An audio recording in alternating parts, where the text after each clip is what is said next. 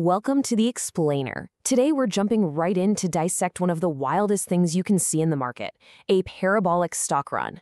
You know, when a stock just goes vertical? And we're going to use the recent explosion of a stock called BENF as our case study, digging into all the data to see what it can really tell us. So it all came to a head on September 30th, 2025. On that single day, BNF hit an incredible high of $1.08. Now I know that might not sound like a lot, but for this stock, that price basically materialized out of thin air. But you know, price is only half the story. Just look at the trading volume here. We're not just talking about the price going up, we're talking about the conviction behind it. The volume, so the number of shares changing hands, just skyrocketed by nearly 500% in a single day. That's a massive, sudden surge in attention, a real frenzy of activity. And that explosive combination of price and volume, well, it brings up the big question we're going to investigate today. What is really going on here? Is this the start of something big, a golden opportunity, or is it just a bubble about to pop, a dangerous trap? How should we even read these signals? Okay, let's dive in. You see, to really understand the drama of that one day, we can't just look at it in isolation. We've got to zoom out and see the bigger picture. And trust me, it was a wild roller coaster ride for the entire 3 months leading up to it. This timeline really shows that the spike wasn't some random event. If you look back in July, the stock was just kind of quiet, trading under 29 cents. It even hit a low in mid-August. But then, it started building momentum. The day before the huge spike, it was sitting around 36 cents. Then, bam! In one session, it nearly tripled. This was the climax of an incredibly volatile period.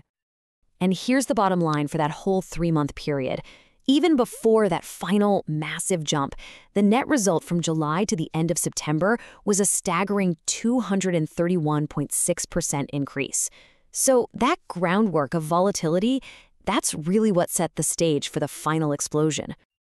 So let's put on our investigator hats and really look at the evidence. We need to understand both sides of the story. First up, we're going to examine all the clues that suggest this is a powerful, positive trend. These are what we'll call the green flags. Now, a key tool for any market investigator is something called moving averages. Just think of them as a way to smooth out all the day-to-day noise to see the real trend underneath. And in BENF's case, all of its shorter-term averages were trading way above its longer-term ones. And that, my friends, is a classic sign of a strong upward trend that's really gaining momentum. And this illustrates a really key point. It wasn't just one little signal flashing green. In trading, you always look for confirmation, right? And here, a whole bunch of different momentum indicators were all pointing in the exact same direction, up. And when we look at our evidence table, the picture gets even clearer. Now, let's not get lost in the jargon, but basically, all these different tools are telling us the exact same story. The MACD, positive momentum. The Arun indicator, it was at its maximum bullish reading, a perfect 100. And the CCI, which measures buying pressure, was at a massive 395. That means extremely strong buying. I mean, from every angle, the bullish case looks solid. Okay, so let's flip the script. Let's move to the other side of the investigation.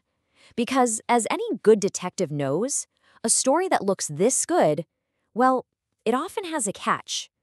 Now we have to look for the red flags, the warning signs that something might be seriously wrong here. And this really leads us to the fundamental question for this side of the argument, right? Can there be too much of a good thing? Is all this incredible buying pressure and momentum actually sustainable? Or is it a sign of, irrational exuberance, a dangerous bubble that's been stretched to its limit?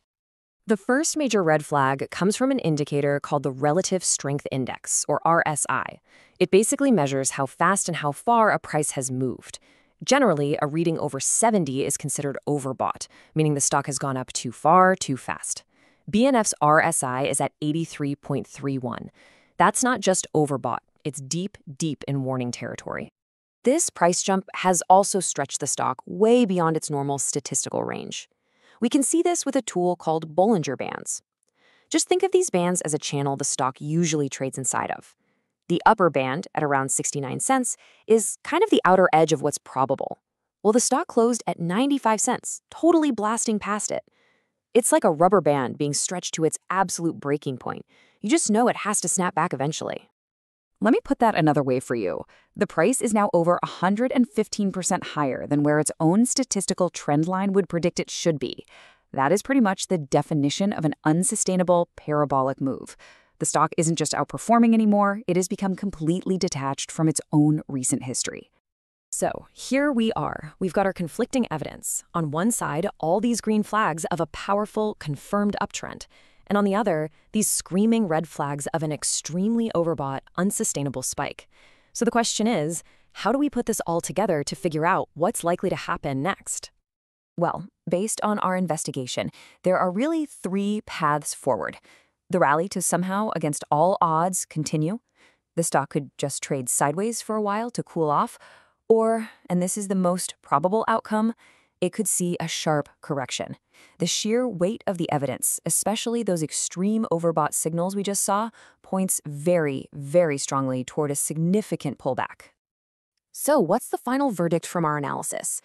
After weighing the bullish case against all those bearish warnings, what's the most likely scenario that anyone looking at this stock should really be prepared for? The analysis basically concludes that a significant pullback is the most probable outcome. A stock this stretched rarely stays up there for long. The numbers suggest that a correction of 30 to 50% from its peak wouldn't just be possible, it wouldn't even be surprising. And this is why this matters. What goes up this fast can often come down just as quickly.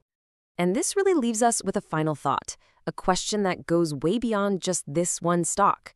When you see a chart that looks like a rocket ship taking off, it's so easy to get caught up in the excitement and the FOMO.